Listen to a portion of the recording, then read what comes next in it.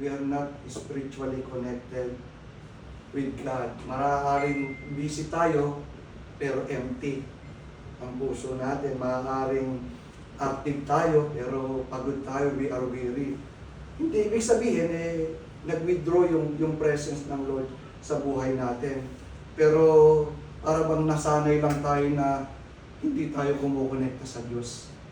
Kasi kung minsan, yun ang nalilimutan natin. Alam niyo po ba, na hindi ibig sabihin pag panay ka nagsisimba, nakakonekta ka sa Diyos. Hindi ibig sabihin na yung maraming pumupunta sa church, meron silang malalim na connection sa Diyos. Yung tumatayo, umaawit, nagpupuri, hindi ibig sabihin yun, may connection sila ng malalim sa Diyos. Kasi pwede natin makita panlabas yun Pero wala silang talagang personal na yung pakikipag-usap sa Diyos. May emptiness, kung minsan nagtataka yung iba, bakit gano'n, parang may kulang sa buhay ko. Active naman ako sa church. Lagi naman ako naglilingkod, kumakanta, umaawit. Laging pag Sabado, Linggo, umaten. Pero may kulang. Kasi yung ating pagiging Kristiyano, it's not necessarily yung mga panlabas. We should have a personal relationship talaga. Yung connection mo sa Diyos.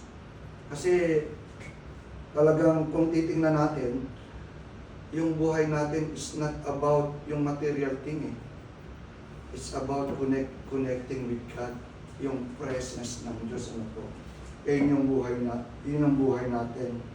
Kasi yun yung gusto ng Diyos sa atin yung lagi tayong mag-dwell sa Kanya. Kahit nung una pa, nung creation, nung panahon ni Adam and Eve, kung titingnan natin, it's not about yung paraiso o yung trees doon. It's about the presence of God. Yun yung dapat nating malaman. Kasi ang sabi doon, in Psalms chapter 16 verse 11, sabi doon po, ayan, sabi doon is, you make known to me the path of life. In your presence there is fullness of joy. Amen. At your right hand are pleasures forevermore. Tingnan niyo po, in your presence there is fullness of joy. Yes. Hindi partial joy, hindi konting joy lang. It's fullness doon sa presensya ng Diyos. Ano po?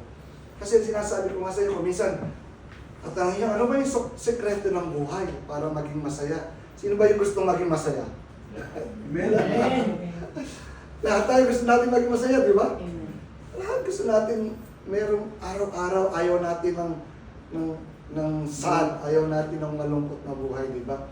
Lagi natin as much as possible, gusto natin doon sa masayang kaligayahan. Yes. At kung titingnan natin, ito yung sikreto, sabi niya, in your presence, there is fullness of joy. Hallelujah! Sa ng Diyos, na andoon yung tunay na kagalakan. Ano po, regardless ng circumstances, pwede tayong magalak.